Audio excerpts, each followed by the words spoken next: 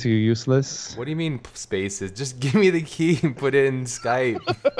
I've pasted it again. Don't fuck it up this time. Oh, it's my fault. Okay, yeah. Of course it is. Oh God. Or I'm gonna tell since we're Andrew live about now. you. I'm gonna tell Andrew. I'm gonna tell on you, dude. Papa Andrew's gonna come through and slap you so hard. Maybe we are live. We Oh, are. we we are are. live. We are. We are live. We are. That's how it works. Okay. All right. Enough bickering, Miche. You're asking me to do someone else's job, so this is what it is. Excuses. Excuses. Hey, I'm good at other things. I'm good at other things. Like licking butthole. I'm good at one thing, and one thing that always works. Okay. So do we have to start over again, or is it? No, was we're the already instruction here. already live? We're We already can live, start yeah. over. We We can start over with the proper intro. Yeah. Drop the bass. Oh.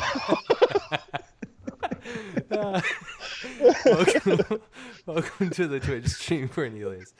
Hello. This is too good. Oh God. All right, everybody. Welcome to the stream. Little technical difficulties due to Miche and his potato fingers. I don't know what's going on over there. Yeah, Cornelius is here. Everybody say hello. Everybody say hello. Welcome to this stream, everybody. It's gonna be a fun one. You know, the thing we like to do is try to mix these streams up a bit so you guys don't get tired of us, Miche and I constantly having guests on. And it's kind of like merging the Collective Podcast and Art Cafe into one spot for the school too, which is really cool. And just having friends on. I was just recently out at industry workshops, and I got a chance to meet Cornelius and just found out how freaking rad of a person he is. So I was like, let's hang out and let's keep talking. And then I, negotiated a tactic to get him on here. So he's here, although he's very shy. He says his English isn't good, but it's way better than my German. So yeah, so welcome on the stream, dude. Peace, yo. Peace, yo. Peace. Peace, yo. Yeah. Awesome. How many beers have you had now? It's not beer. I'm drinking rum and cola. Oh, right dude. now. And Hardcore. I had like one can. But it's I'm not like a good German in terms of lasting very long, so it's enough to get me funny. Just getting it to another level. Yeah. Turning it up. It's like very common out there. Like alcohol is like very common in German culture, isn't it? I guess it's pretty common in every culture. Well, you can start drinking with at the age of 16. Oh. Like beer and wine, I think. Harder alcohol is at the age of 18, I think. Wow. And so it's not like in the US where you have to be like 21 to drink beer or stuff like that. Yeah. It's like because we have guns, though. We have lots of guns. That's the problem. Yeah, you have guns and you can drive. This was always very crazy with me because you can drive with 17 or 18, and in the US you can drive with 16. Yeah. And it's actually really easy to get a license, right? Yeah, you basically have to be able to like eat a chicken sandwich and then they give you a pass. Oh, You yeah. have to be Andrew. Eat a lot of sandwiches. And then Yeah. Way harder in Germany, and it's really expensive. It's like, I don't know, $3,000 to get a license. Yeah. And you Yeah. have to, I did my take license class. in Germany. Dude. Really? Yeah, my first license was done in Germany. Because he asked me, and I Oh. told him, I said, Jay, I want you to go out to Germany, and I want you to get that license. Did you live in Germany? Yeah, I was there for a couple of years when I was with Crytek. Ooh, nice. Yeah, in Frankfurt. Yeah. I was there a week ago. Nice. It's a shitty that- city. Yeah. Hey. Is that the Maxon thing that you were at? Is that where it's at? Yeah, exactly. There was like the secret Maxon party. Oh, It was damn. like a surprise party for the founders and CEOs of Maxon. That's rad. How many years? Like 10 years or something like that?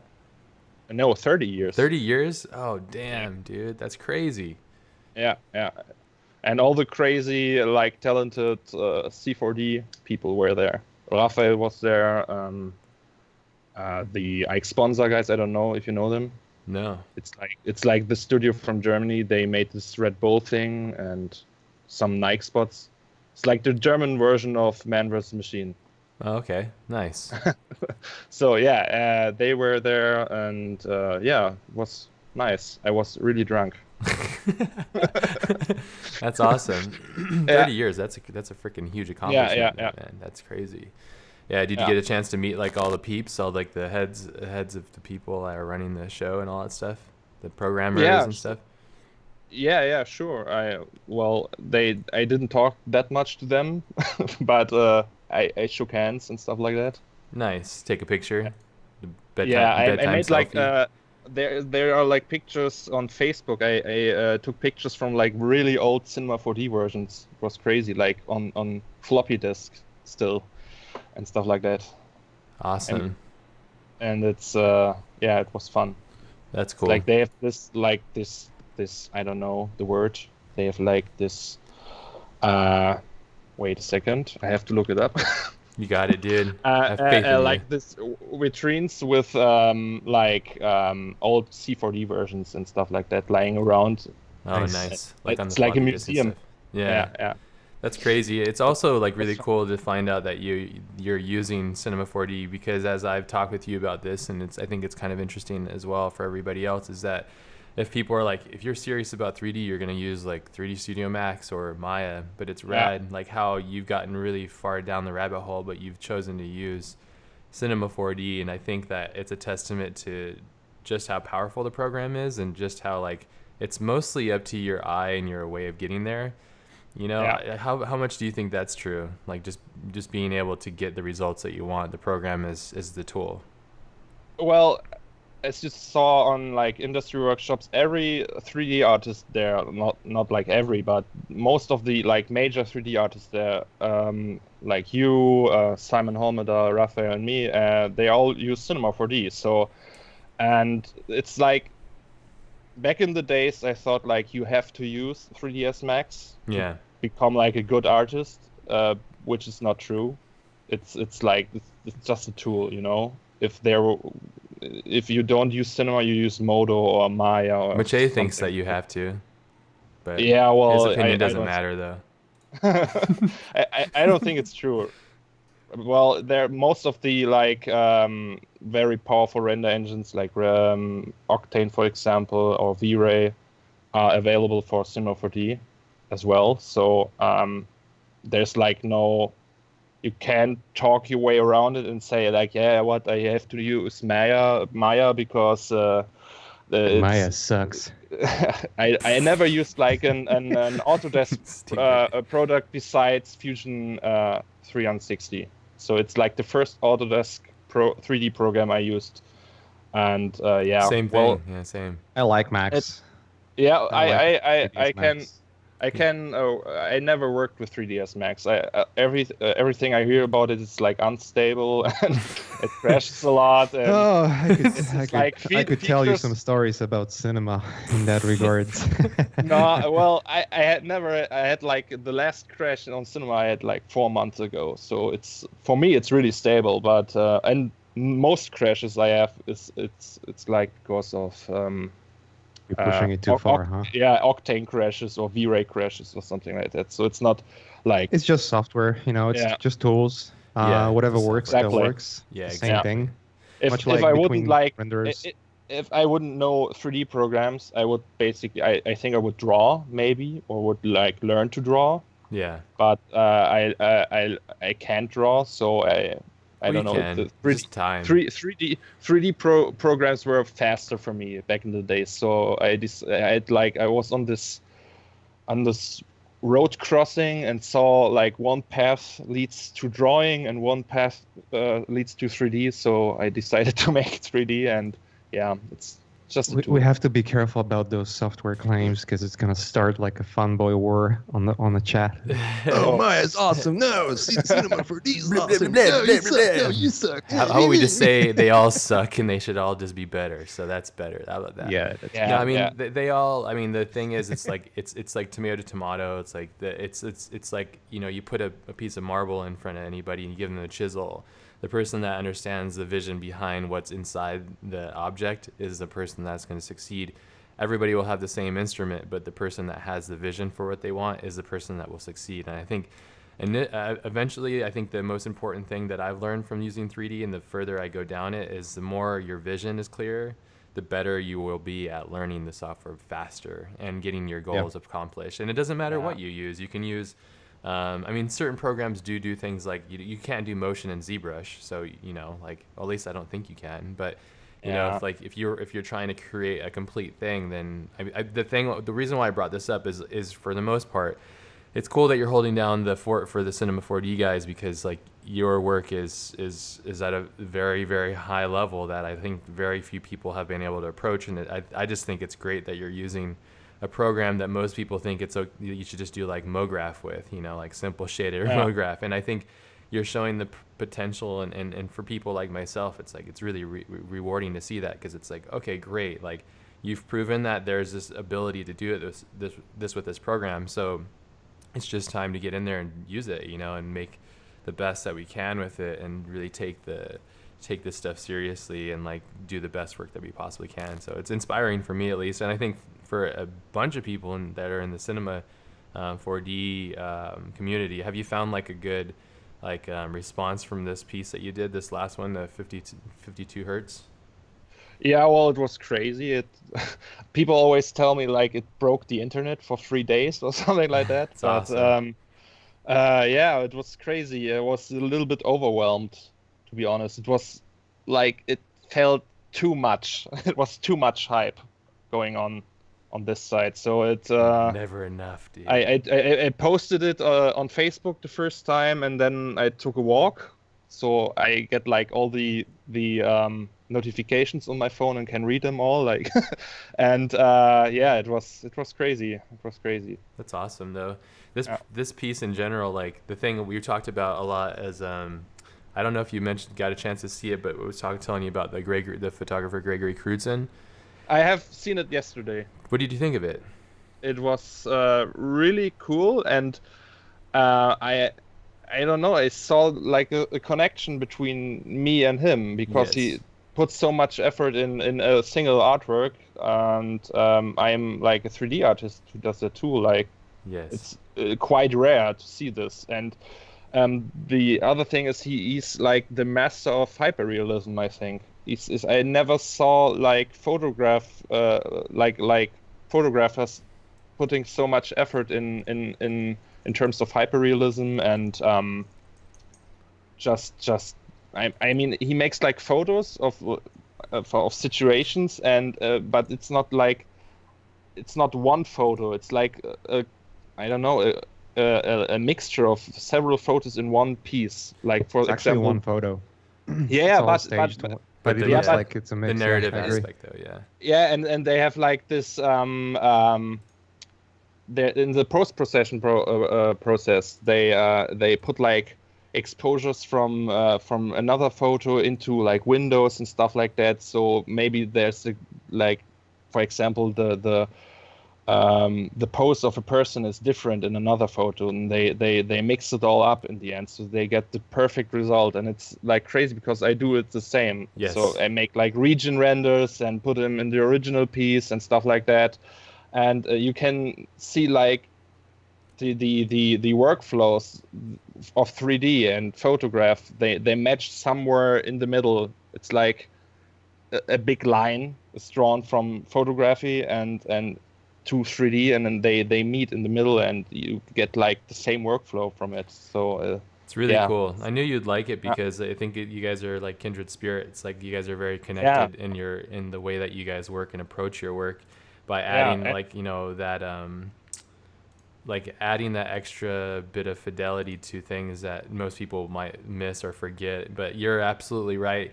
He is a very big fan of David Lynch's work, and he mentions that too. And if you look at his work really closely, and if you watch David Lynch's films that he's referring to, Blue Velvet or Blue Valentine, I think. I can't remember the Blue name. Velvet. Yeah, Blue Velvet. That's right. Yeah.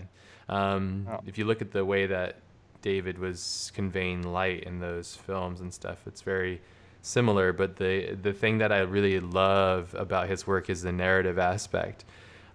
Just like, you know, the way he places props to suggest narrative. I think that's really brilliant and really smart. And again, the thing that's really interesting about his work that it was fascinating to me, and I think you found out, and it's something that I talk about all the time, is it was a big inspiration for the Ghost in the Shell tribute project, because I was like, well, there's this guy, if he takes all this care and work and puts it into a photograph, then like we could put all that care into a photograph as well, but we could use CGI.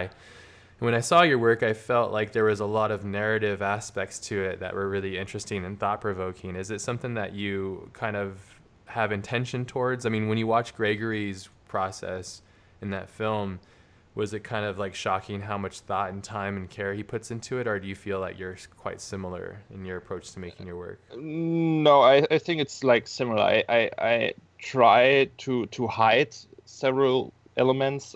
I think a lot about it during the process, because the process takes so much time. Yeah.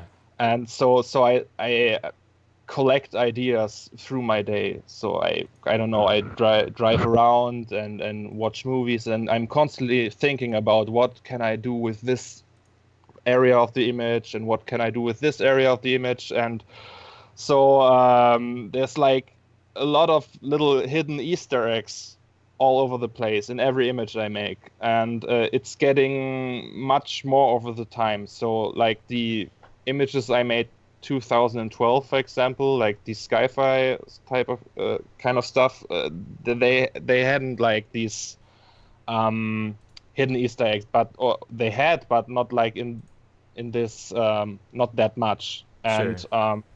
yeah, so the newer images, because they take more time, have like a lot of elements that I think a lot about. So, for example, you can find all kinds of like hidden messages from my daily life in there, and like from friends and my environments, and like problems I have in my life. And yeah, well, What's Mache maybe doing like to you? Did Mache touch you? no, it's like it's mostly like this Writing all imposter those notes in syndrome here. stuff. Oh, imposter And syndrome. Yeah, we should talk a little bit yeah, about that. and like Wow. artist insecurities and stuff like that. So you have like these all these things you have to deal with as an artist, like paying your rent and having not much time to do personal work and stuff like that. Yeah. And you somehow, I don't know, I Struggles somehow put it in all these images. It's just I don't know, I don't have a filter when I'm working on these, so I just do it and write all the shit that goes through my head in good. them, and it's like a collection for my daily nonsense. That's cool. You mentioned imposter syndrome. If there's somebody that could give us advice, I think Mache is pretty good at it. I think you're kind of interesting, Mache, where you care, but you don't give a crap. I don't know if it's from growing up in communist Poland or what, but you got some like thick skin, dude. But yeah, do you know what we're talking about, Mache? Imposter syndrome? A little bit. Where Can you elaborate? It's like Can you elaborate to my potato brain? It's like a psychological conundrum that happens in many different artists and just people in general, where they feel that at some point when they're doing their purest form of creation, when they're being themselves, that they're going to be exposed for the fraud that they think they are, when in fact they're not. It's just this like weird thing that kind of controls Yeah, there's a little bit of them. that always. Do you for have sure. that too? Yeah, a little bit. You know, Yeah. there's always that worry that whatever you do, in whether it's the purest form or not, you're not maybe reaching out the goals that you would wish and maybe are expected of you. Yeah. Yeah. For example, like this image here, like 52 hertz, I don't know how I made it. It's like I think all the time, how did I do this? It's I know the technical process behind it, and it's not that hard for me, but it's like, fuck, man, how did I have this patience to do this 4 months? And it's crazy that, and I'm like in the middle of building a new image right now, and it's like the whole time I think about it, and it's like crazy. Do you think that the insecurity part of it is what drives it, though? Like it makes you push that much harder to be better? Is that a part of the formula? Sure, of course, because I want to. I don't know. The next image has to be better than the one before. Yeah. It's all the time. It's like the simplest formula behind it. So I can't do the same stuff again. I have to like step out of my comfort zone. Like doing the stream, for example, is like a step out of my comfort zone. Making the next image will be not in darkness. It will be the first image that is like in bright daylight for me in ages. Or in general, I don't know. I never made like an image in bright daylight, and it's always one step further.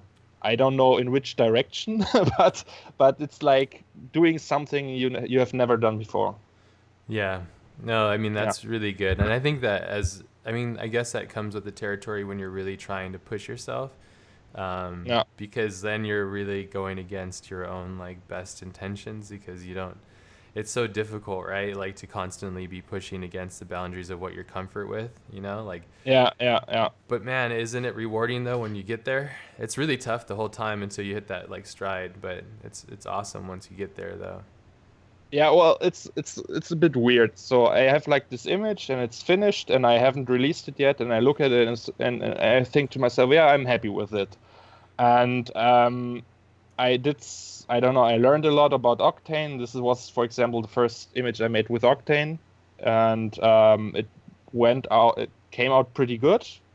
And then I released it, and like the hype about it, the question I get asked, the magazine covers and all that shit that comes through it. I don't know, it's I think, really, guys? Is it that special? But it feels good. Yeah, I think it's because I made this image. It's not like I know, like I can see behind the magic, Yes, and it's not that it's when I watch, for example, a David Fincher movie, it's like totally new for me, and I see all the details he put in, all the work he put in there, and then I can really enjoy it like a regular person. But if I make a movie myself or an image myself, I'm like part of the process, and that's the reason why I can't enjoy it that much as maybe someone else would enjoy it. Sure. So it's a little bit difficult to I don't know, to change perspectives on that. Yeah, of course it is. I mean, once you're so close to something, it's hard to have that perspective, because it is. Yeah. You see all its flaws and stuff, and that's kind of like. That's like, actually, to read some of your writing in here, you mentioned like saying no to a CD Projekt game because you love their stuff so much. If you look at, I said nay to CD Projekt Red because of games, and I like their stuff too much, and I don't want to ruin it. It's like they approached me. They had like this recruiter, and they wrote me an email, and I was like, yeah, no, sorry guys, I would love to, but it's like the best game I played in 10 years, The Witcher 3, and I don't know. I want to remain a freelancer and struggle with my life and play your games for 3 months and stuff like that. Well, I don't know. There's like a very small line. For example, if David Fincher would approach me right now and say, I want you, especially you, to make the titles for my next movie, I would probably say yes. Probably. I would just probably say yes. But certainly, but just if you say probably. no to David, man, he gets pissed, dude. He'll send you spam all day. I can imagine that. Have you worked with him? No, I'm just joking. I have no clue. But I know that Alex Roman guy who made the 3rd and the 7th, from what I understand, like Fincher saw that film and then brought him on, and I think he worked on Girl with the Dragon Tattoo and stuff. Yeah, so. He made like these sequence with the car in the end. Oh, he did? Yeah, okay, that makes sense. Well, then he worked at Digital Domain then, I guess, right? Because Digital Domain did almost all that stuff. So they do mainly facial stuff. Yeah, but they did that. I know Digital Domain, I believe, ran that sequence. So I guess Alex headed it. I could be wrong, but that's what I heard from the pipeline. So yeah, that's cool. Okay. Yeah. That's crazy. Freaking Alex Roman. That's not even his real name, too. That's an alias name. It's not even his real name. Really? Yeah. He's probably as shy as I am. His name's probably like Ray McFwinkle or something like that. Yeah. Ronald McDonald. And I've never seen. He made like this 3rd and the 7th movie and the Silestone TV commercial, and that's it. Yeah, I think. Well, and the book Of course. In the book, yeah. I think I watched this interview that my friend Chris sent to me. There's an interview that he did, and he said that after this, he said he retired from his CGI. Yeah, well, it's no reason to make anymore. Yeah, it's like the standard Yeah, stop it, for Alex. many years. This is like 40 years old too. He made this like Yeah, on a From 2009, the 7 years old. the computer he had 2 megapixel or 2 megabyte hard drive. Yeah, No, it's crazy. it's still insane. But I mean, he didn't. The cool thing, the smart thing is he when he did human subjects, 7 years ago, that's when he made it, and it was made in V-Ray using 3D Studio Max. And that's why when I started, I was like, I'd see this and I go like, well, I guess I need to use 3D Studio Max because that's what people are using. But now, like, I think with Octane or all these rendering engines coming up, I think that it's possible to convey these things if you have a good understanding of shaders and stuff too. So, yeah. What the hell, dude? The crazy thing is all the DUF, like the depth of field you see, it's fake. Yeah, It's yeah. made with a plugin for After Effects. Yeah. It looks so good. Did he render a depth pass? Is that what he did? Is that how he did it? Yeah. He used the Z buffer and used the plugin Frischluft from Lenscare. Oh, that's awesome. Yeah, I think the lens, the bokeh lens effect really helps. I mean, the thing that's really interesting, I watched one of his process videos. Frischluft. Frischluft. Frischluft. Frischluft. Apfelschorle. The only thing I know how to say is apple juice. That's when I was in Berlin. I was like, give me that Apfelschorle. Give it to me. Apfelschorle it's like apple juice with sparkling water. Yeah, that's it. Yeah, I liked it. It's pretty For good. After Effects, right? That plugin? Apfelschorle? Yeah. No, it's for you drinking. Damn, Daniel. Yeah, the camera shake, the camera moves, the depth of field.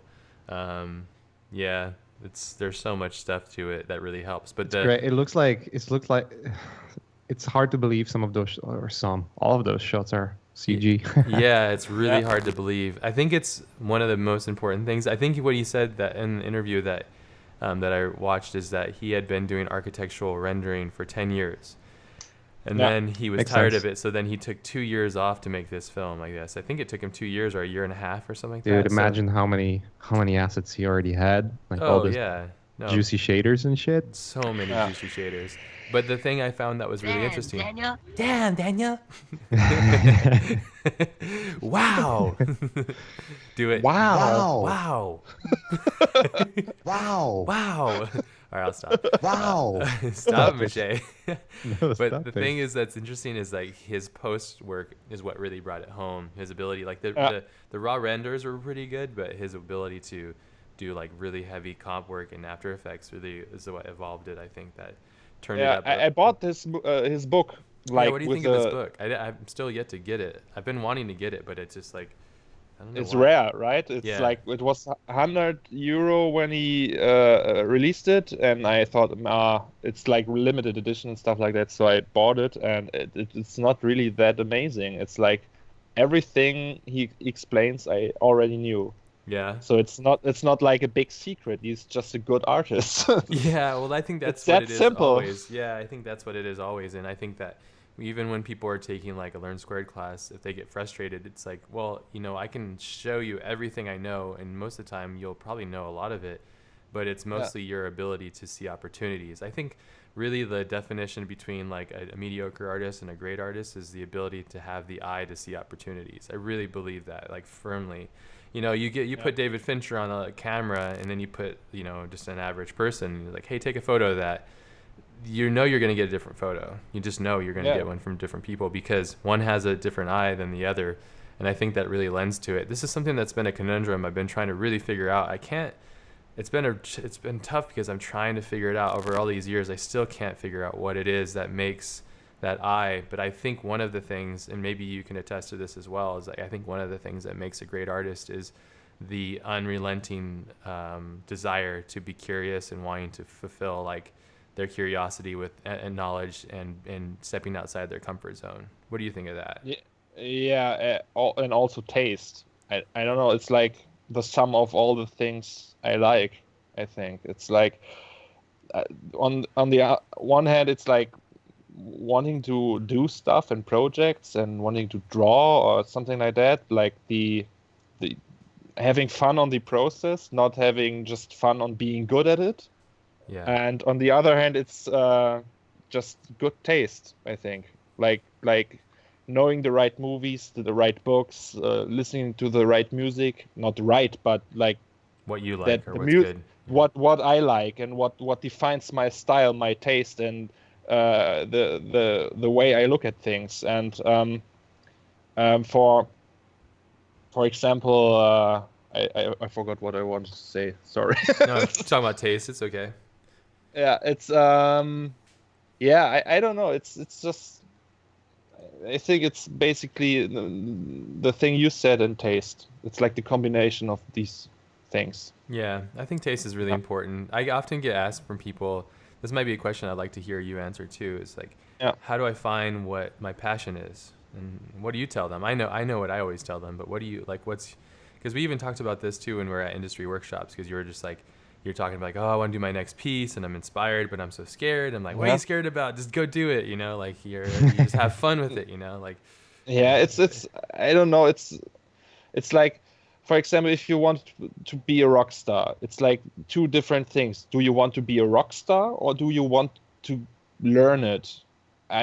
For example, I tried to impress girls when I was younger by playing guitar, because it was easy to pick on the oldest trick in the book. Damn it. Yeah, it's like the oldest trick. You can play guitar very well or sing good, or you're in a band and you can get the girls. And I wanted to be good at playing guitar, but I didn't want to learn it. So it was like I didn't enjoy spending time sitting there and being shitty at playing guitar. I just wanted to be good at it. So and it's like the same thing with drawing for me right now. So if I would like sit on my couch and have like a piece of paper and would draw, it would be very annoying for me because I can't do it and I just won't be good at it. Like I don't know, Jana Schirmer or someone like that. Yeah, it's like I just want to take the pen in my hand and be a rock star. And it's a different thing with 3D. I like playing around, even if it looks shitty. It's like very distracting and easy, and I don't know, I get lost in it. It's like fun to play around with it and pushing these buttons and don't know what they do and read about it and stuff like that. So I think this curiosity for like technical things in terms of 3D, that helps a lot, and it's like really important. Was that your question? No, I think that's great. Wait. Yeah. I think I get the gist of it. And it kind of, you said it before. You like to have those Easter eggs hidden in your renderings, and here comes a joke. The artistry put into it. Here comes a joke. And it's not a joke. Okay, and I feel the Easter egg here in what you're saying is that you want to teach for Lawrence Square.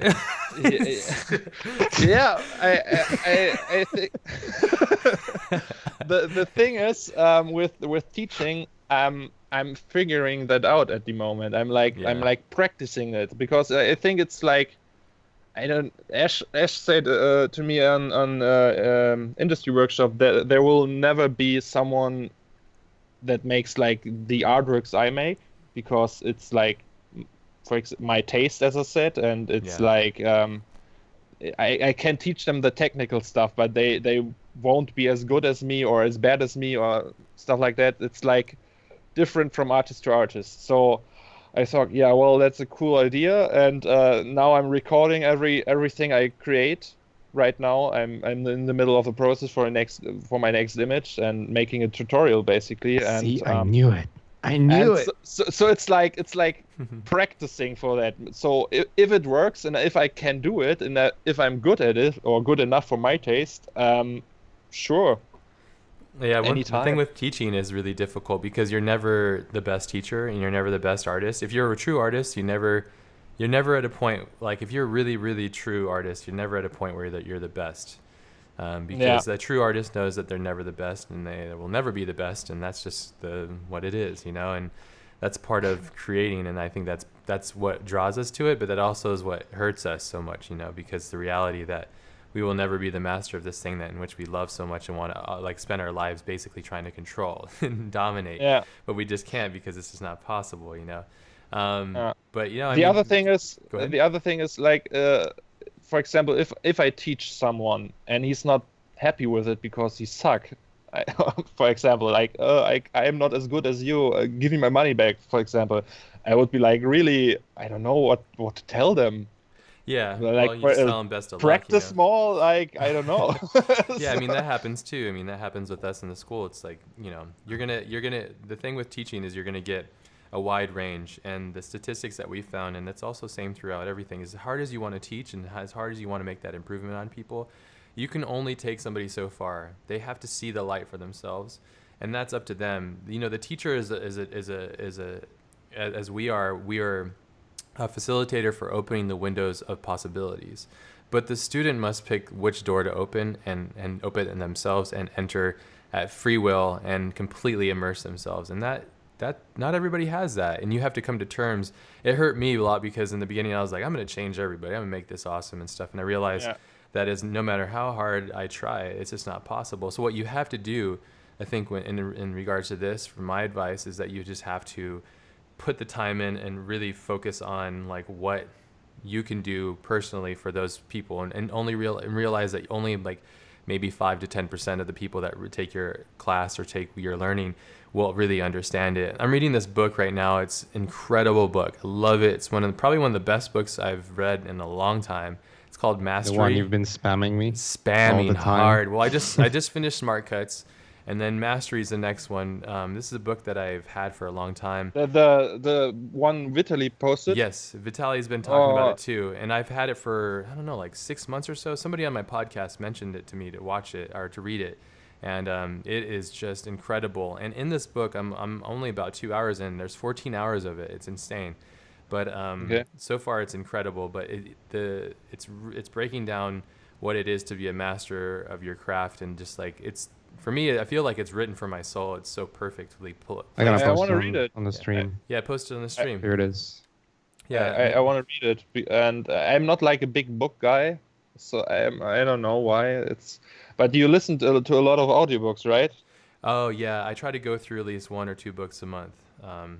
Oh, nice. I should do that too. If you just make a habit of walking like an hour a night or something like that, and go wander and listen, it's so good for your soul, man. Like, I don't know, it's hard to explain. Like, I'm learning so much, and in this book, they mention in the Middle Ages there was this big breakthrough in teaching, and what happened is the apprenticeship happened. It occurred in the Middle Ages, and basically what was happening is that a family would need to have more hands on the product that they were making in order to continually make things. And so what they do is they would hire on an apprentice. Anybody from like 12 to 17 years old, they had to sign a contract to be with them for 7 years, and and they would have to be there, put in the time, and be a part of that for 7 years. And after the 7-year mark, they would have to make a masterwork that would live up to the potential and get a pass. And that's when they became a journeyman. That's when they could go off and do their own thing.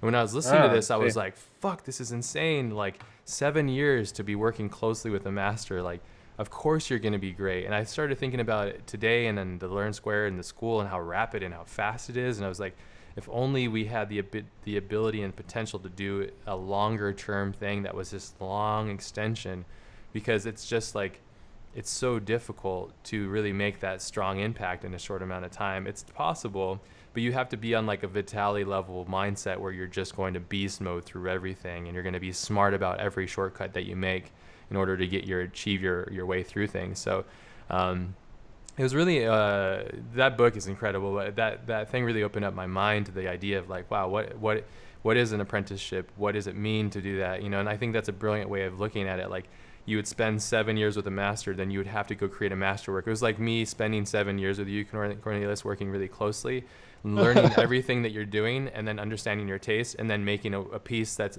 as good, if not better. Like that. Nice. That'd be. I mean, for me, I would love to have. I will move in with you and live in your basement. I have a spare room. You can come live in the house. So. Nice.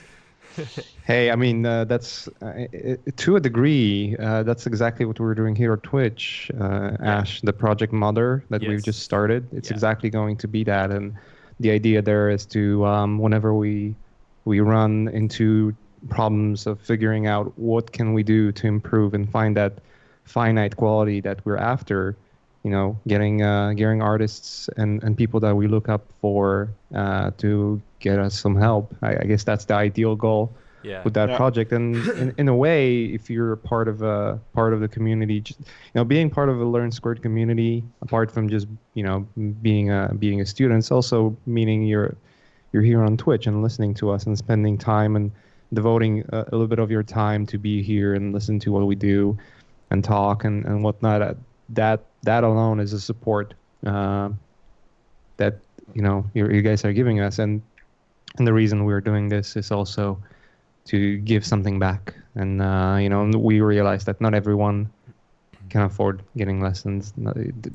For some, $100 is a lot. For others, it's not. But at least we can get something out of here. Yeah, but going back to the point, yeah, it's exactly what we're trying to do here. Yeah, it's interesting. I think with the teaching thing though, I think Cornelius, I think it's rad. I think it's actually really smart of you to really hyper think and overanalyze your teaching ability. That actually shows that you're a good teacher. Whether you believe me or not, I think that's a good sign. That because I think a good teacher is also very self-conscious and self-aware, and very aware that what impact you're putting on people. And it's really difficult. It's heartbreaking sometimes, but at the same time, those 5% or the 10% of people that actually understand what you're saying and go on to do things and put the work in, it makes it all worth it. It really does. And at the same time, you can, the one thing I've learned about life with this stuff is you can only be who you're going to be, and the world will react how they will. It's the same thing with that piece that you just made. You put all your subconscious thoughts and feelings and tension and energy on your off hours into this piece, and then it went off to the world. And the world responded positively to it, but you didn't know how to receive it well. But it's just a part of it because it becomes something else once it's out there, and that's just a psychological conundrum that occurs, that you have to kind of deal with as you go through the process of it. So, yeah, it's really interesting. I don't know. I mean, the thing that I was really on the Mache and was coming to me, and when he was doing Gumroads, he's like, dude, you gotta do Gumroad, it's awesome, it's really popular, it's very successful, people are really loving this. And I was like, that sounds cool. And then he was really telling me come on, do one, it's awesome. And I was like, yeah, shut up, Mache, me being a typical ass. And come on, I need those potato bucks, come on.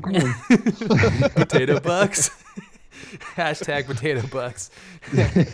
Yeah. And so and then I was like, nah, I was just too self-conscious to teach and stuff. I feel like I have a lot of knowledge and experience on certain things, but I'm very wide open about other things because I'm self-taught. So there's a lot of things that I don't know, and I didn't feel qualified enough to teach many things because of that. So that was one of my biggest concerns. But I think the one thing that I've learned as an artist by teaching what I know, it actually helps me be better at knowing what I know, if that makes any sense,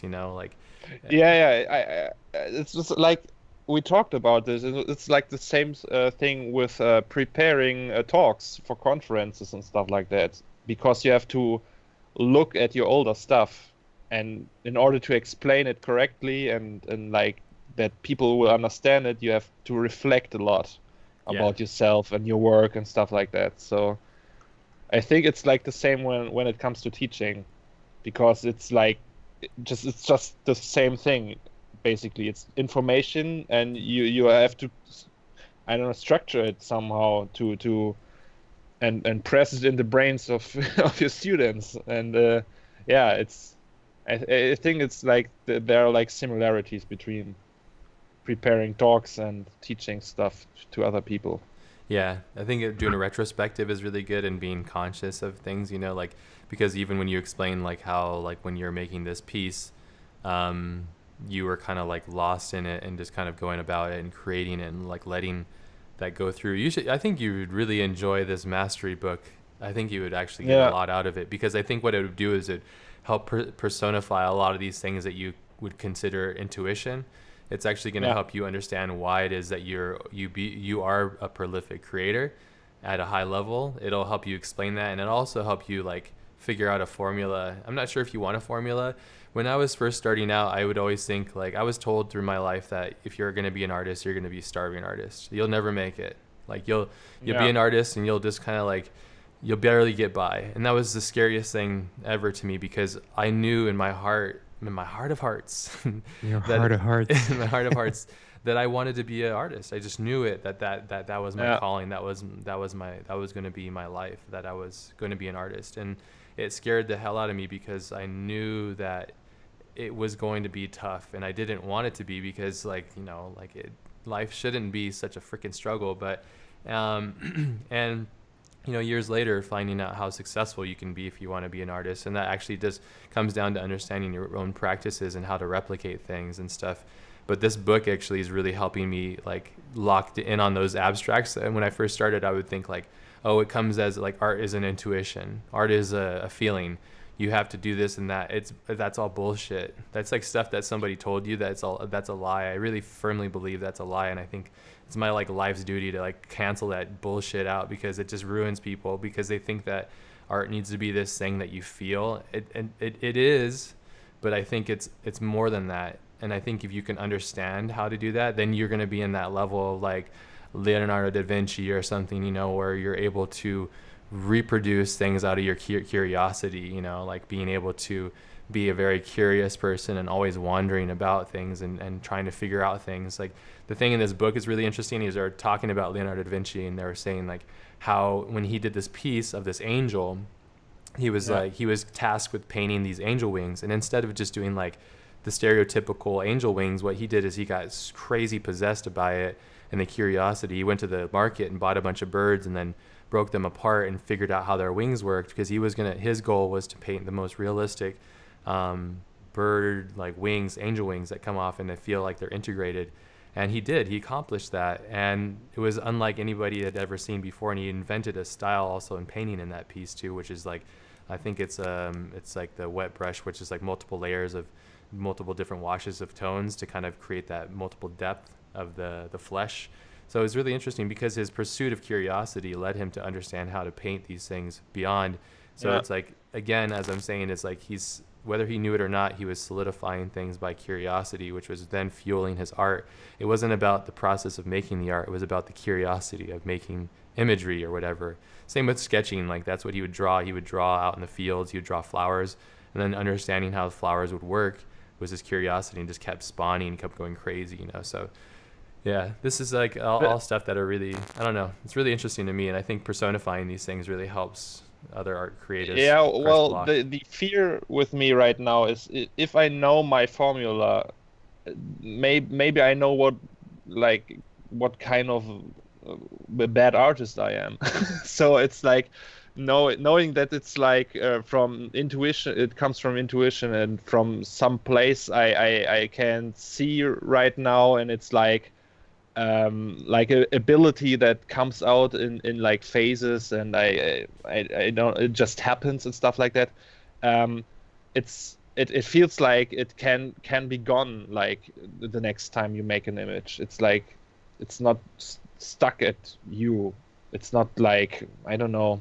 It's like a ghost, Yeah. And it is there. It's your passenger, though. I think of it as a passenger. Yeah, and if I know the formula, I don't know. I would have the fear that I just, I don't know. That's the magic behind it. That the magic is vanishing somehow. So it's that's not fear talking. Yeah. I disagree. I know that it wouldn't be that, because I think that's fear talking. Honestly, I mean, it's of course fear. You have your opinion. Really, it's fear. It's yes, totally. But well, fear is irrational. So yeah, fear is completely rational. And that is so true. When it's actually interesting. I was talking to Mache this week, and I read through Savage Beauty. It's a book. Is this Savage Beauty? Is that what it's called? That book? Yeah, it's Savage Beauty. Yeah. It's about Wanna Alexander McQueen. Yeah, it's can you link I will everybody to the book? Link it too. Yeah, this is a book. It's called Savage Beauty. It was really interesting. Are you familiar with Lee Alexander McQueen's fashion design work? Cornelius? No, I don't think so. Savage. Or maybe I am, but I don't recall the name. So yeah, I'm sure you've seen his work. I mean, he's probably. He's a world-renowned fashion designer. I want to do something with fashion too, by the way. Yeah, we I don't should know do why. it. Well, I think maybe like what Maciej was talking about with this project called Mother, maybe like if you're interested, we can kind of play with that on the stream sometime. I'm sure everybody adores you, and I think if you're interested, you can come back on, of course, anytime you like. But here's some of his pieces, and he's always Nice. known for doing really interesting things. But the interesting thing that I found while reading through his book, here's the book too, by the way. Let's see if it's in Amazon. I already linked it. Okay, cool. Did, so everybody knows Average Savage Beauty. Is he like a costume designer for movies? No, he's a fashion designer, and it's really interesting. Like his fashion came from his inspiration and muse from his culture in Scotland and stuff, and how like he was just like really. How many movies ripped off? Well, yeah, Alexander tons. McQueen? Yeah, it looks like. Do you know The Cell? Yes, of course, and that's Eiko, and Eiko's gone too, unfortunately. Eiko Ishioka, she's a fashion designer, and she did incredible stuff. Super talented. Okay, yeah, there is. She also did Dracula too. Francis Ford Coppola saw her work and knew that she had to do the costumes for his Dracula film, and that was one of those special parts that made it really quite exquisite. The Cell. There's also what's that one movie? When I forget. The Fall. The Fall, yeah, which is like Turix. I can't remember his name, but yeah, that film. Tarsem Singh. Yeah, Tarsem. Yeah, that's his name. Yeah, his that film was just visually stunning, really beautiful film. Yeah, like he made like 4 movies. Every movie he made is crazy, like on a visual standpoint. He's a commercial artist originally, and I think if you look back at like the retrospective of, let's say, I was just talking about this about Ridley Scott's career, and Ridley Scott had done like maybe like he had said that he'd done about 3,000 commercials before he did Alien. So yeah. Well, the film before that, I forget what it was called.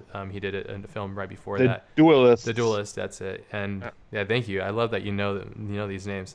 But yeah, he did The Duelist, and then I think what led him to do Alien and why Alien was such a successful film visually and the stunner is because all this practice that you put in there. Nice punch sound. And just to talk about practice and think about doing 3,000 commercials. You know that you would know how to get things done fast. You would know your best DOP. You would know how to build sets. You'd know how to build depth. You'd know how to look at things. Like the thing I've been studying a lot in his films is how much stuff is in the foreground that's out of focus. If you watch a lot of his shots, look at them closely. There's a lot of foreground elements that are cutting between us and the subject matter. It's really interesting. Been doing a lot of search and like just looking at that stuff, but I'm going on a tangent here, but I think the thing is important to realize and acknowledge is shut your face is time. But the thing I wanted to talk about with Alex McQueen, to go back on the subject that you were talking about, is he killed himself at age 40, and it's really sad to think about that. Really? Yeah, and I think what you're getting at, that fear and the rhythm and finding the formula and all that stuff and being afraid of it, I think that the sooner that you give away to that and let that be, the faster and the more prolific you will become.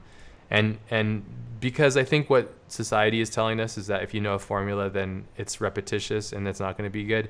I think that's not what I'm saying here. What I'm saying is that once you understand the triggers, then you're understanding what to push when and how, and that would be the alchemy of when and how is what would make your art unique and original and will constantly keep inspiring you, if that makes sense. Well, I will try it. I think it's interesting. You should read that book, it's like, though. Yeah, okay. So it's like everything you just said is explained in that book, right? Yeah, well, I mean, I'm only 2 hours in on a 14-hour journey, so there's many. So it's a really big book. Yeah, it's a very big book, but if you get books like that, I like to listen to, and I also like to read. If they're really good, I will listen to them. And then I'll also go off and read them too. So this book I'll probably go through twice in audio. I think I actually listened to 4 hours yesterday because I was just so in the zone listening to it, because he was just like feeding my soul with all this information. It was kind of summarizing a lot of like these unfinished thoughts that I had in my mind that led to me having these really interesting resolves. But yeah, you should get into that. And what I'm getting at with this, so I just feel like when you're not, but some people do. I'm pretty sure. Yeah. Lady Gaga would wear it. Yeah, of course, but she would wear it in a music video, then take that shit off and go like, you know, Who sit knows? and go do Maybe she's yoga sleeping in it pants or too. something, you Who know. So knows? Who knows? those Lady Gaga yoga pants, Who dude. knows?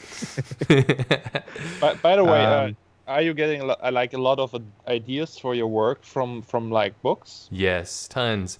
Well, I think the thing with that books give me is they give me fuel to silence a lot of the thoughts that are like running around in my head, because I'm constantly trying to find the least common denominator, if that makes sense. I'm trying to figure out the answer to questions that are really large, always. Okay. Like, why is art the way it is? Why are artists insecure? What is taste? You know, like those big questions, you know.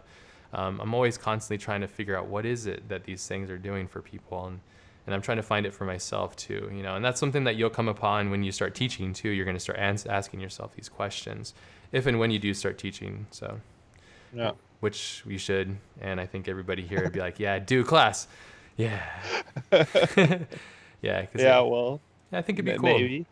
Well, we Yeah. talked about it too, like doing a class, if it's successful, it could financially set you up to just kind of focus on your own work, you know, and then like Oh, not that wasting. would be so rad. Yeah. Well, I mean, if that's what you want, then you can do it for sure. I think teaching, I've seen it in a lot of artists. I've seen a lot of artists be successful with teaching, and it'll help them go off and be able to do their own personal projects, or take the family vacation that they wanted to, or whatever it might be, or help with weddings or whatever, you know. So the ability to kind of like share your knowledge with people, have them take that knowledge and pay you for it, and then you using that payment to go and make more work. I mean, that's like a complete circle right there, you know. So Yeah. yeah. It's like a win-win situation for both Yeah. sides. hey, I'm gonna insert myself here with some questions. Yeah. All right. Let's go. Do it. I think it was two questions here for Cornelius. First one was, did you go to school to learn about art and design fundamentals, or you were self-taught? I started being self-taught. I started when I was 6 years old.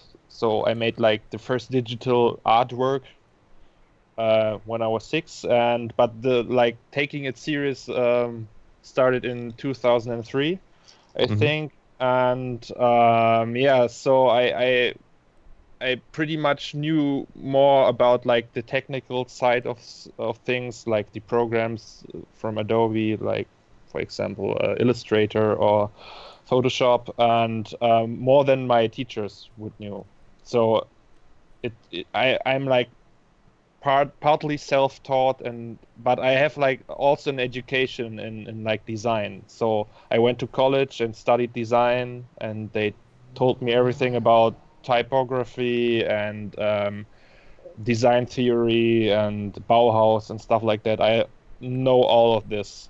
So it's like when it comes to I don't know, logo design and stuff like that, I know where to start when I'm building like things from daily life, or like Nice. trying to build stuff that should be usable or look usable. And back in the days, that was more of an issue. So and I focused more on style, but yeah, the education helped a lot. So I went to college, and I don't know if I don't know the right word in English for that. It's like wait, I have to look it up. It's apprenticeship, basically, education. It's like well, it's an it took 3 years, and usually when in Germany, when you go to like in I don't know, you get a job, you go to this apprenticeship, and it takes you 3 years, and after that you have like the title, you're like a web designer or stuff like that. And I made this, and after that I went to college. So I have like a technical education and a theoretical education. And that helped a lot. But I think most, like 75%, was like self-taught, like all the technical things, like the programs, the pipelines, how textures work, how the physics behind Same thing. Shaders work. Yep. And stuff like that. It's like everything is self-taught. That's an interesting thing if you mentioned that, because I've noticed that it's a very similar process for all the people that I know to be badass. They taught themselves 70% after school. School is just like an entry. Your teacher is just an entry point. It's like after what you do after is what really defines you, I think. Yeah, what I feel about teaching is the fact that you can nudge someone in the right direction or steer someone in the right direction. There's a lot of artists that I came across that had a wrong idea about something, and then once you correct that just one little thing, that doesn't even seem to be anything technical. It's more like a mindset or something that is somewhere in there.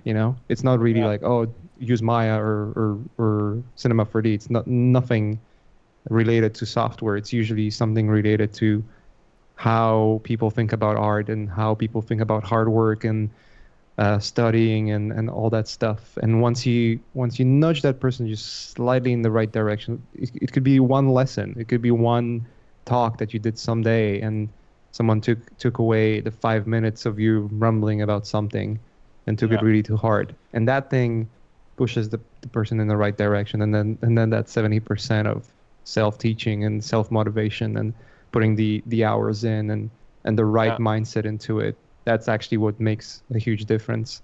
I actually don't know one single artist who learned everything he knows just in school. It's not a single one. Like all the great artists, like Marek Denko, for example, is like a 3D guy from Slovenia. Everything he learned is self-taught. I don't think he studied computer science, I think, but had nothing to do with arts, and it's 100% self-taught. That's awesome, and I think that's I think that's a very really true thing. I think that's like something that is innate in a lot of people, and I think that's what separates. I think Maciej mentioned it when he had Grant Warwick on was it Art Cafe that you had Grant on?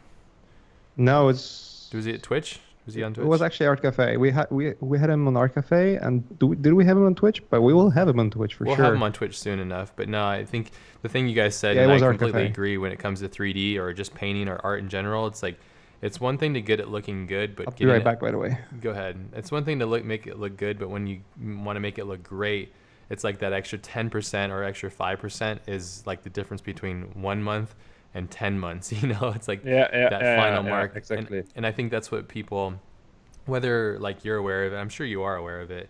When people look at your work, for example, like your recent piece, then I think they see like there's an underlying thing that they all look at this and go like, fuck, you did that all on 3D? Like how, and they know everybody knows the answer. We do know it. We know it, whether people think that they don't or not. Of course, we know it's hard work, and we know it's mostly like, well, how did you say no to client work? Everybody's looking for shortcuts. There's no cool button, like make it cool. Yeah. It's all a matter of time, and that difference between good and great is like it's an exponential growth to get it up to that 100% mark. When you're making a piece, like let's say your latest piece, when you're making 52 hertz, like what's the time process for you on this? Because I know it's a pretty staggering process in regards to the time, and a lot of it's due to you just kind of wandering and kind of playing around with it and getting lost in things, right? Yeah, it's like I don't know, a lot of it is trial and error. So I try like dozens of techniques on, for example, the ground. I tried like one big map, one tiny map, and tile it, and then I used like these star patches from that ZBrush, and then I eventually ran out of VRAM, so I can't render it anymore, and I have to it's like problem solving basically. Yeah. The whole image is like you have like a bunch of problems, and you try to find the best solution for each of them. That's a great one. So you have a list, and for example, I want this phone booth, and the problem is it has to look good. Basically, that's like the end problem. And so you go into detail, and if you say, for example, you start building it, and it takes a lot of time, and you're frustrated, and you think about using like another program, for example, Fusion 360. That speeds things up for a bit, and so you tackle this piece by, I don't know, driving from problem to problem and solving it. In the end, it's like a bunch of crying babies all over the place. Yeah, and it's like it's really frustrating from time to time. And I made this joke at industry workshop. I don't know if you were on the first panel on day one, and someone asked me, how do I do this?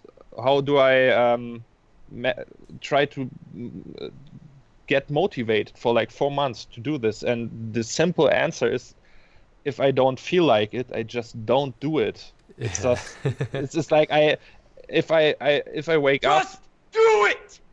exactly. If I wake up and start working on something and it just sucks and I don't feel like it, then I just don't do it and I make a break. Yeah. That's the reason why it takes me so much time to do it. It's like 4 months. I need 4 months for one single image. There's no client that would ever pay me for something like that. Well, you never know, because Gregory Crutzen does that with his photographs. So. Yeah, well, he's an artist and he's in galleries and stuff like that. So maybe that somewhere. will happen to maybe that will happen to digital art one day. It would be nice. Well, if I you think. keep taking it that far, it will. You know. Yeah, to create an audience. And so I think that the technical stuff behind it, if you know how to do it, you could do this image in like maybe 3 weeks. If you have all the assets and manpower and you are not that arrogant and say, I have to model everything myself and stuff like that. But it's like... Did you model everything yourself? Oh, God. Yeah. How tired do you get of that question? It's like a loaded question. Like, why do people even care anymore? It's weird. What brush did you use? Yeah. What brush did you use? Yeah. It's a CG Choice Award brush. No, it's I don't know. I don't feel like buying. Gotcha, bitch. That's what's up. The thing is, like, if I buy a lot of models, it would like be expensive. Yeah. And on the other hand, I have like a lot of models, and I don't know. It's like quality control for me. Yeah. I know what I can do and how it will look, and I don't have to rework everything, and it's easier that way, I think. But you don't model all this stuff. Like, you didn't make that car and shit like that, right? Yeah, sure, I made the car. You made the car? Yes, everything. Everything you modeled in here. Really? Everything. Yeah, the car, but well, hate you. The thing with the car is that's like a weird thing with a car. I used an existing car, a 3D model, a low poly model of an existing car, and used it like as a blueprint for a high poly model. So, yeah, and it's all, you can see it's all the same car. Yeah. That's because one car took me 1 week to build. So it was I had like not the motivation to build like 10 different cars. So I just said, oh, fuck it, I will hide it in the fog and hide it in the fog. Change the angle, change the color. Cloner, render instances on that. You have random instance node, and you can give it each another color, and it's really easy. Yeah. Yeah. There was a question to you, Cornelius. Are you interested, or have you looked at real-time PBR engines such as Unity or Unreal Engine? I haven't looked at it.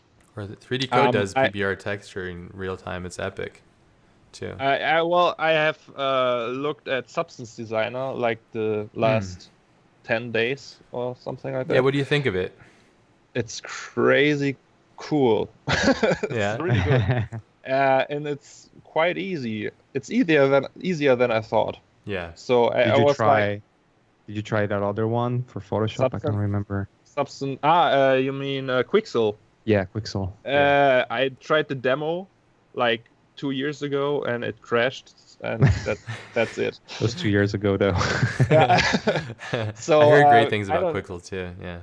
Yeah. It's like I heard that it's good in the like in the base of what you can do with it. So it's like not it's open very easy for a lot of changes. If you want like really fucked up special stuff, then it's not that good. But if you want to do what it's known for, it's perfect. Yeah, I think. Yeah, I agree with that. Yeah. Substance Designer and Painter seems to have way more options. It's a little more difficult to get into compared to Quixel, because Quixel is basically a Photoshop plugin. Yeah. It's very Photoshop native. Substance is like a separate software that you have to learn and use. But once you do that, it has way more options you can play with for sure. And to get back to the question is with the Unreal Engine and stuff like that, it's, I don't know, it's so, I always feel like it's very limited. You have to like, you can't use high poly models, and you have like baked normal maps and stuff like that. And I never do this. When I make like a ZBrush model, I always use the high poly, because fuck it, I have like a 3D program and 2 Titan X's and 64 gigabytes of RAM. I don't need to optimize it. It's like the high poly always looks the best, I think.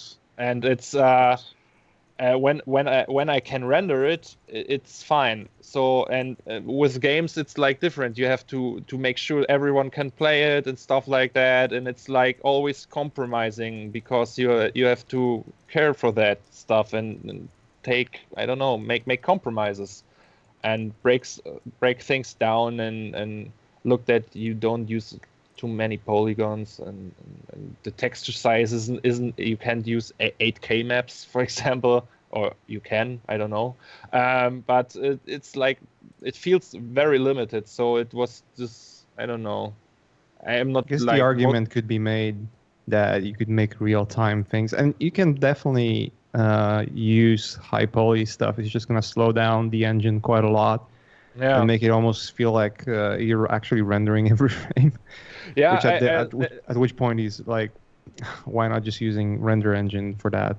I saw like a lot of crazy stuff with Unreal Engine, like there were like Alex Roman kind of stuff, like architectural movies that looked like a lot of Alex Roman's Third and the Seventh. Yeah. And there's like 2 guys, one French guy and I don't know the other one, and they make a game right now. Yeah, what's that called this again? game, HK, I think, HK something. It's like with these alleyways and with a cat. Yeah, it's HK Devlog. Yeah, this shit's nuts, dude. And it's all real time, and it looks better than my artwork. So it's how dare they? It goes to show that, you know, it's all about the effort you put into the artistry that you want to create. Yeah, and then everything else is just tools that come along the way and make things possible. Yeah, absolutely. And people approach me and ask me if I am working on this game, because it has like these style similarities, and I'm always like, no, I wish I would. It's crazy.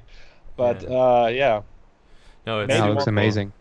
Yeah, and just people seeing this, I think, again, it's just inspiring. And that's the cool thing about like the internet, being able to see this stuff real time and being aware of like the level that people are hitting.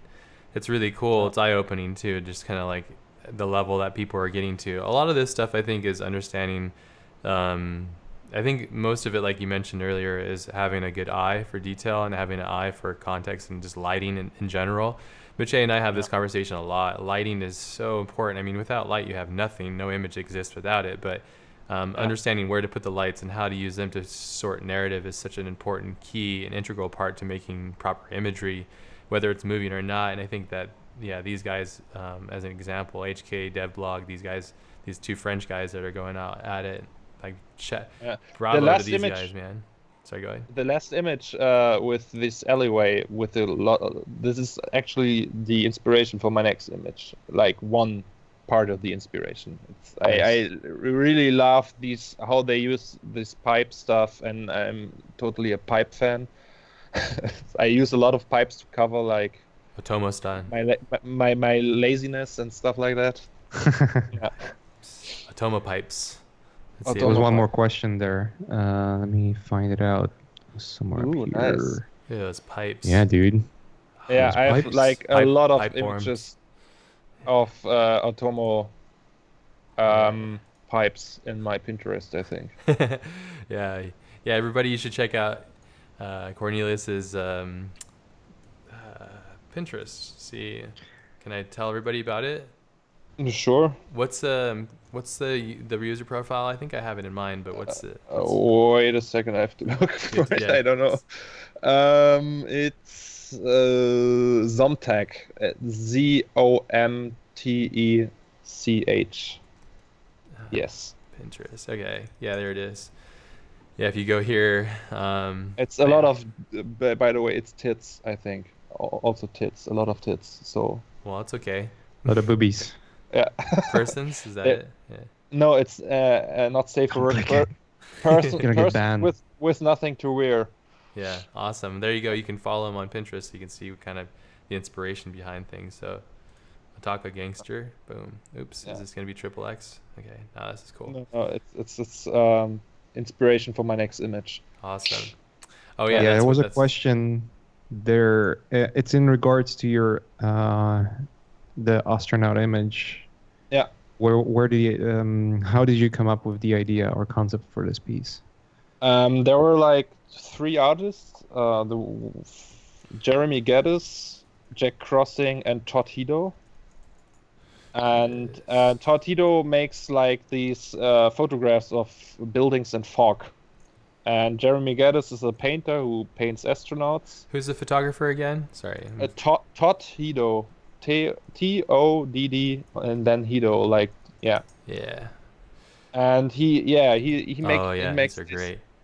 yeah, these fog images, and I really love them. And I thought about like, I don't know, I like the motive of an astronaut in like usual places. There's like this image from Jack Crossing, who made this astronaut crossing the street in New York while it's burning.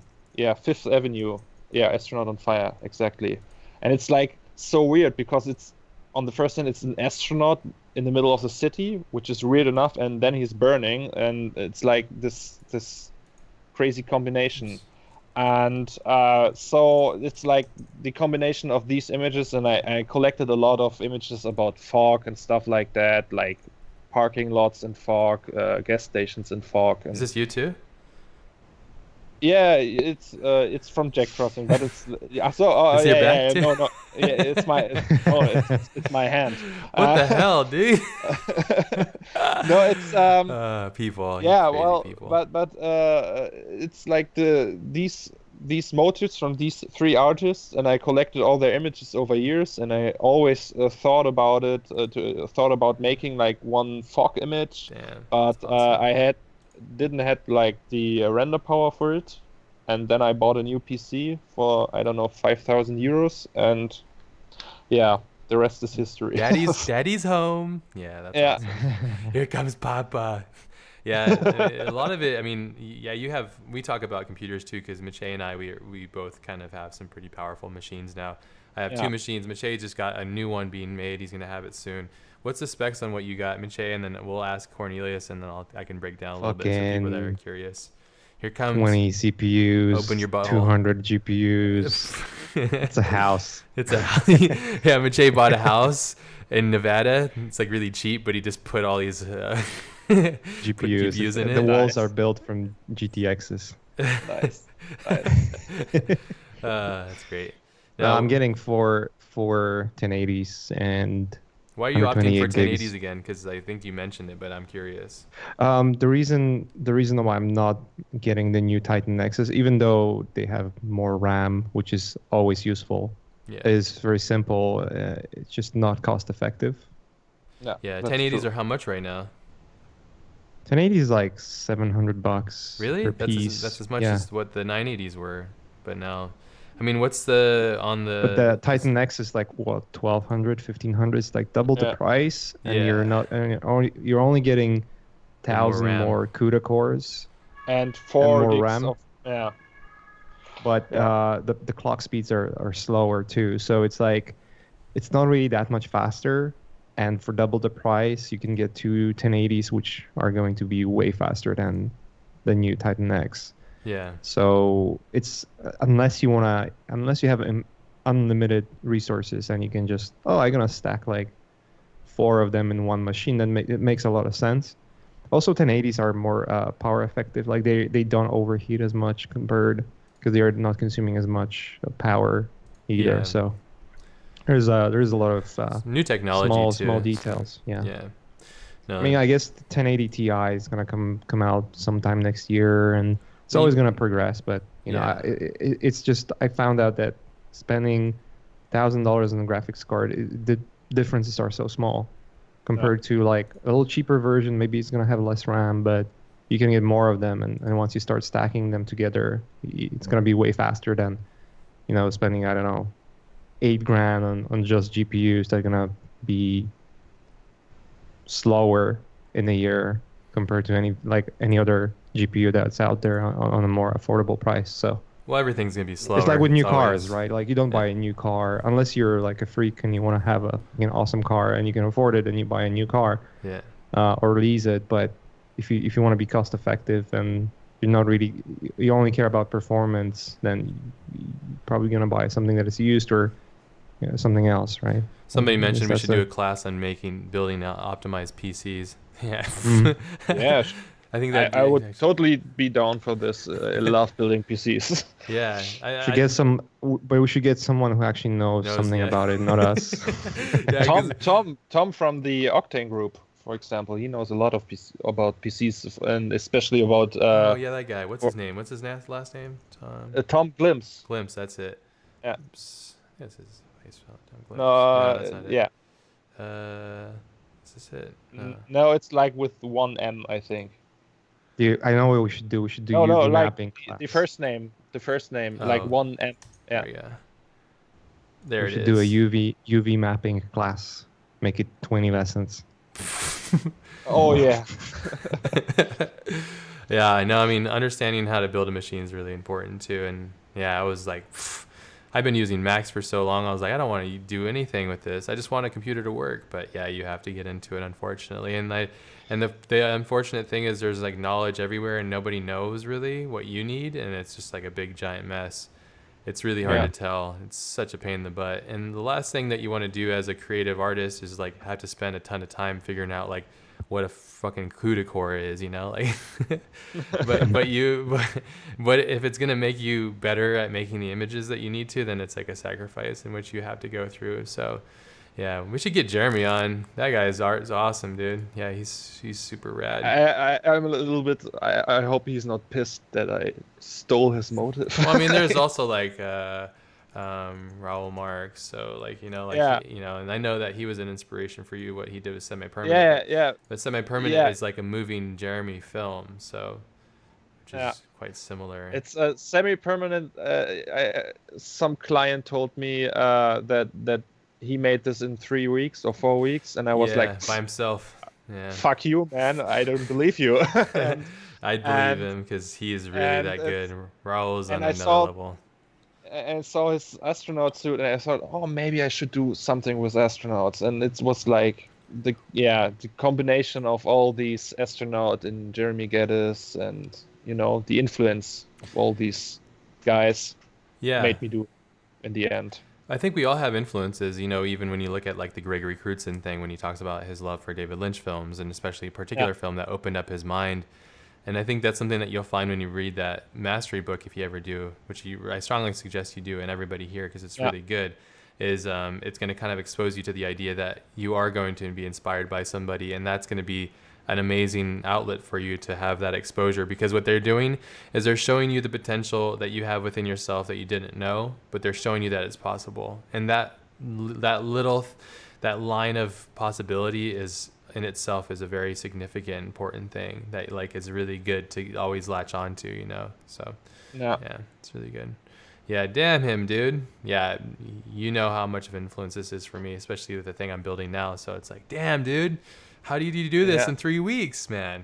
How did you do this? Bring him on the stream, maybe. Yeah, I've done a podcast with him. He's a friend of mine. He's one of the nicest people I know. Incredibly humble and just like crazy talented, like I think the cool thing is he knows just the right amount of things to get the right amount of things out. He doesn't care to like learn every bit. He just does what he needs to get the ideas that he has in his head out. But when you look at this, if you were to look at this 10 years from now and you say like, oh yeah, one person will make this in 3 weeks, what is it going to be 10 years from now? And I think people are talking about in the stream is very accurate, which is like real-time renders, game engine stuff, using that to kind of tell stories.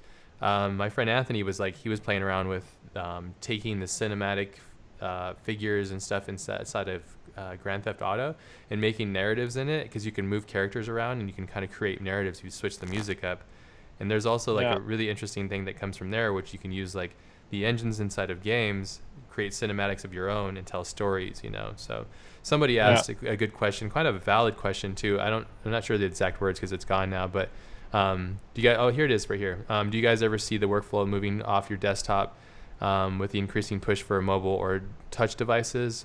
What about AR, VR environments, apps, and devices such as Tilt Brush and Magic Leap? I'll let Cornelius answer that, Maciej, and then I'll hit it at the end. VR is like, I don't know. I tried these VR headsets at Gamescom. Yeah. In Cologne, but I don't know. I have like there's like no connection with me to that at the moment. I tried. I like it. You're honest. That's good. It's like I tried to render. No, Otoy asked me if I could render this for VR. Yeah. Like a 360 thing, and then the Creators Project, this Vice thing, made like an article about that. And I tried to reach out to HTC that they sent me a free HTC Vive, which they didn't. And that's what was like my only attempt in VR. Basically. So Send me free shit. No, fuck off. I like your style, sir. Yeah, well, I mean, it's like $1,000, and I never worked with this, so I don't know if it's worth it. And I don't like spending $1,000 on stuff that I don't know much about. So yeah. Right on. It was it's not, I don't know. I never tried it, and I never tried making stuff with it. So yeah. I personally get kind of sick. Sorry, go ahead. Sorry.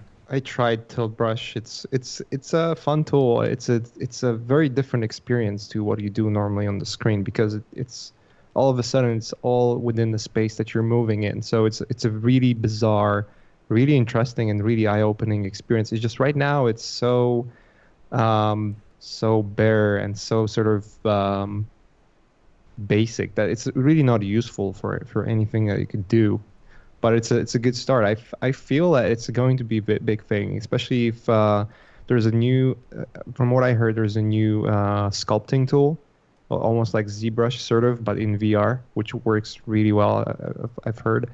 So there's going to be development going that way. The only problem is right now how expensive the headsets are and how uncomfortable they are too, because you're having one large fucking cable that is sticking out of your head and going to a computer.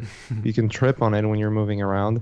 So once the headsets become a little more comfortable and wireless, I think that's when we're gonna start to see the change. I wonder when Apple's gonna do it. You know, I mean, or Samsung is already doing that with the headsets. You can basically use your phone as a VR device. It's exhausting in your eyes, though, being the phone, the resolution sure, but so close.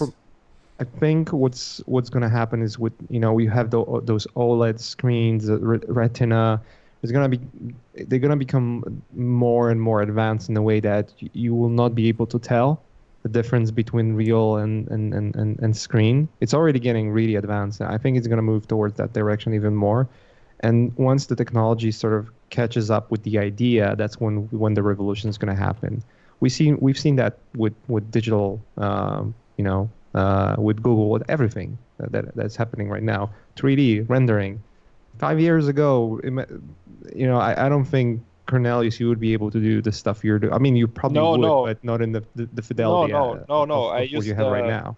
I used V-Ray 5 years ago, and it didn't have like a live viewer, and it wasn't that fast. And the machines it would take you forever to do that. Yeah, it's like great, and it's all path traced. There's like no compromise in terms of quality. It's like it's brute force in Octane, and to render this image in that resolution was like, it took 50 hours. But holy crap! And people are always like bragging like it's too much time for Octane, it's not that fast, but it's like a path tracer, and to do this in V-Ray with brute force, like both brute force engines, in that resolution, it would at least take 3 years. 50 to 60. Yeah, well, 50 to 60 hours still. Also, it wouldn't be faster. It's like the real thing. You can't get closer to realism in terms of like the render process. Well, you could throw a couple Yeah. more cards at it, and then you'd probably Yeah, be good, well, so. yeah, exactly. You And can, Octane Cloud's coming out too soon, and that's going to be a big game changer for everybody because you don't necessarily have to have a crazy machine in order to produce the images that you need because you can just use their cloud, you know. So. Well, I am so looking forward to this. I will only use that for like. It's gonna be interesting. It is. I gotta say, I next can't wait 5, for 10 it. years. Oh, It's gonna 10 be really years is going to be interesting. huge difference, you know. 10 years, there's like I think the it will evolve into like no render times at all. I think in 10 years we don't have to think about render times and like PC power and like which graphic card you buy. I think that doesn't matter anymore in like 10 years. You have like a laptop and you can run all the 3D programs you want to run. Or maybe And, like, AR or yeah, VR or whatever. And then like that, for example, I think maybe VR will be like the thing that needs render time, but like still images or animations, I don't know. I don't think so. It's funny. We had this conversation, Ash, recently about children and you know, the novelty of going out and playing in the backyard and not having computers and not having cell phones and distractions. Where cell phone is almost like an extension of your limb. Oh It's yeah, like when you don't have it, you're missing a limb. Like what the fuck? Yeah, big thanks to the convenience that made by Apple and companies like that. Yeah, and we were talking about like how we, you know, me and yourself, like we were born in the age of regular line phones without even the buttons themselves. You had to actually, you know, you had that circular thing that you had to unwind to call someone, and if someone had zeros in their number, you're like, fucking asshole, there's zeros in the number. And like kids today, it's just like, what are you talking about? Like no internet, like no iPads, like what? Andrew. Andrew, Drewby. And I think, you know, for us, it was a big change to see how digital era has progressed and how much have changed over the last 2 decades, and that's going to be the same for our children with AR and VR, I think. Yeah, I know it is. It's exponential growth, you know. Technology is going to constantly, because it's a market and it's a consumer market, and they're going to only keep chasing the money, and the money is going to keep creating innovation. So, and the person that makes the best innovation will be the top. So, yeah, it's all part of it. We got to wrap this up soon. This has been amazing.